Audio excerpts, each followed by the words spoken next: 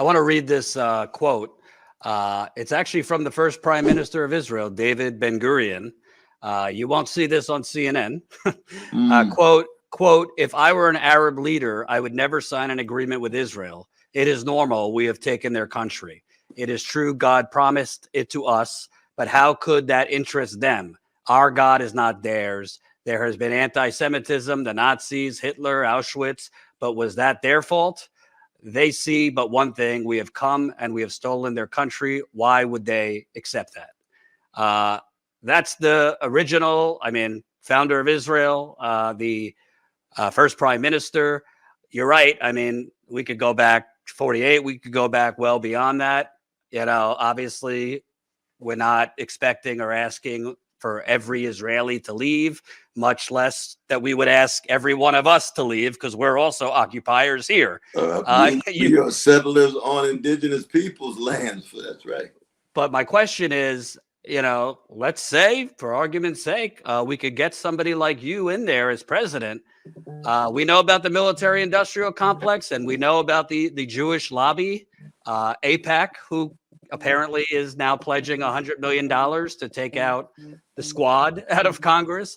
How do you even begin to approach this as president when this is such a sacred cow in America that it has become, strangely enough and ridiculously enough, anti-Semitic just to criticize Israel? They don't call you anti-Semitic to criticize America. So why would it be anti-Semitic to criticize Israel? Why would it be anti-Arab to criticize Saudi Arabia? It's nonsense. Right. That's right. But as you know, there's so much nonsense in barbaric moments, and truth and morality are casualties. But one thing I think is that it's very important first to tell the story of the struggles within the settler colonial experiment called Israel. That when Einstein, Judah Magnus, Ahakaham, Martin Buber, and a host of others said, of course there's people here. Quit lying. Don't say it's a land with no people. There's people here. They've been removed. How do we create a context of coexistence rather than domination? And Jabotinsky is the leader that calls for domination and even expulsion and annihilation. But that is the legacy that is dominant right now in Israel. Netanyahu's father was an assistant for Jabotinsky. So that's a particular tradition. Einstein's tradition, it goes all the way to Chomsky.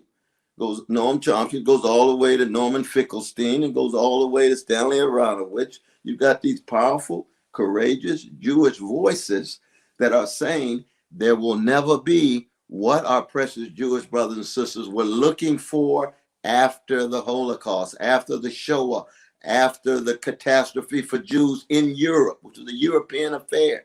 They were looking for security, safety, and dignity, and then maybe some prosperity. Well, you see, for me, Jewish security, Jewish dignity, and Jewish safety are non-negotiable. Of course you have to have that, but you can't have it if it's on the back of precious Palestinians, because I want Palestinian safety, Palestinian security, Palestinian dignity. When I saw that precious baby in your segment there, and I've been saying now for 40 years, Edward Said and I used to travel all around New York, if not the country. I'd always begin with the Palestinian baby has the same value as the Israeli baby. Both babies are precious, and a black and a white and an indigenous and a brown, they all have the same value. I'm a humanist to the end, period. That's non-negotiable too. So if you have Palestinian and Jewish security, safety, dignity, equality as non-negotiable, how then do you approach this situation in telling the truth about occupation, domination, and at the same time telling the truth about a long history of anti-Jewish hatred?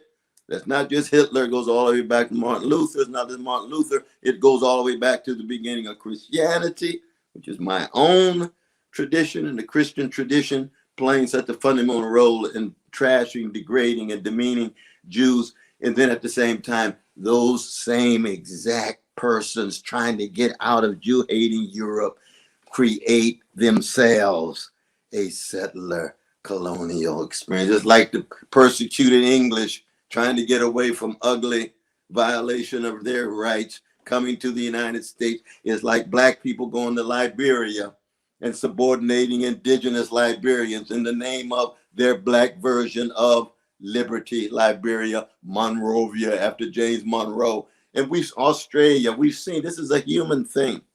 And it's very important in such moments for us to be very, very clear about the viciousness and the barbarity of the forms of domination and occupation, and at the same time trying to be true to some sense of common humanity so that we don't end up with just massive slaughters across the board. Now, 1,200, precious 1,200 Jewish brothers and sisters slaughtered. Well, you see, to me, they're still innocent. No, settlers are not innocent. Well, we got to argue about that.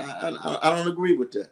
But then you got 14,000 Palestinians already, thousands and thousands of Palestinians who had been killed going back to the 1940s or so. But the babies, 550 in 2014, killed in 50 days. Not one word from the Democratic Party. Not one word from the Republican Party. Hardly any word from the New York Times, Washington Post, CNN, MSNBC.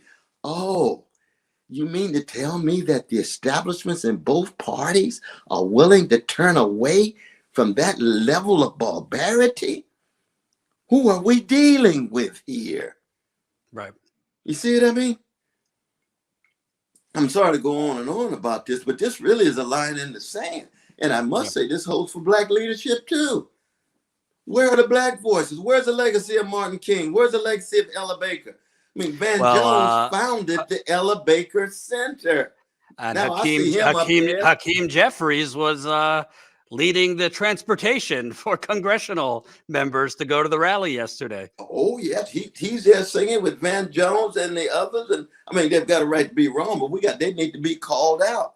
If they can't say a word when genocide's taking place, then what in the world is going on? Now, we do know, when it comes to black organizations, APEC and Anti-Defamation League and so forth have always been highly influential in terms of them trying to shape and reshape the discourse in the black community about the Middle East. Bakari Sellers as a student body president at Morehouse. Right. APEC takes him to Israel and shows him X and Y. He's got a right to be wrong, but we got to tell the truth. But if we reach a level where even some of the most so-called progressive black folk or progressive non-black folk can't tell the truth about genocide, then we're really in a nadir or in a low place. And that's one reason why I raise my voice even higher, even more intensely. And I've raised it as high as I could. Why? Because somebody's got to keep alive the legacy of Martin King and Malcolm and the others. Right. You can't have this massive accommodation to genocidal attacks and so forth. I know you and Senator Sanders, you're open about your disagreements from time to time.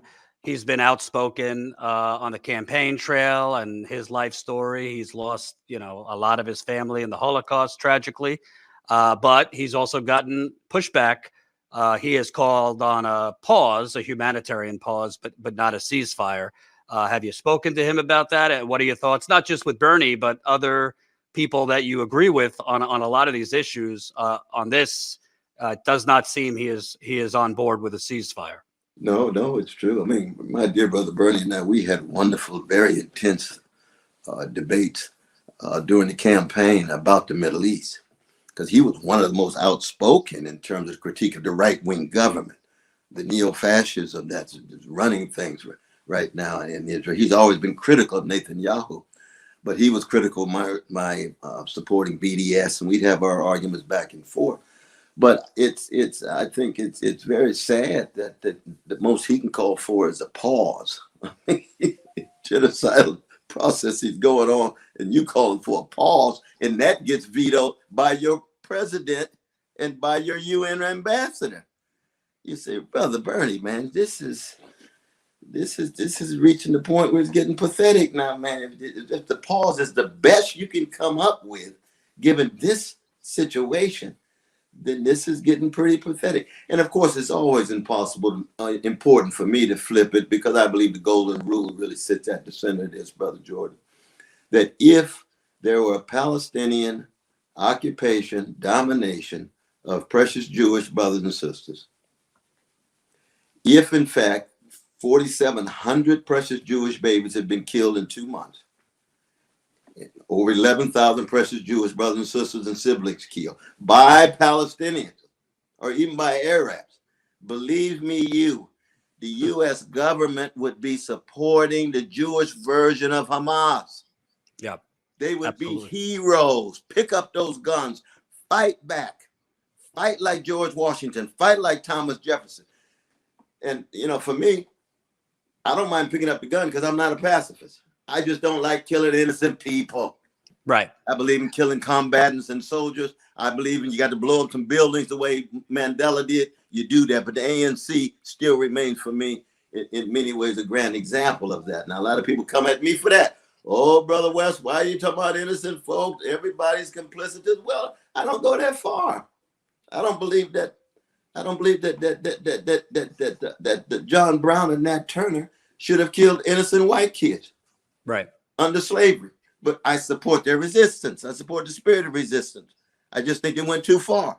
Right. And so in that sense, I'm just trying not to be pure. I'm not pure. I've got a lot of gangster in me. I always say that. I got a whole lot of gangster in me, though, brother. But I'm trying to hold on to some sense of morality and common humanity. Yeah. Let me. I'm very profoundly disappointed, not just in Brother Bernie, but in the whole wave of so-called progressives who are either running scared from APEC and the Anti-Defamation League or sincerely believe that by calling for a pause vetoed by their own government, which still enables the genocidal attacks to go on and on and on, that's going to in any way produce what they want. As these genocidal attacks continue, things are going to get not just worse and worse for the precious Palestinians, but for the whole world situation as we move toward a World War III.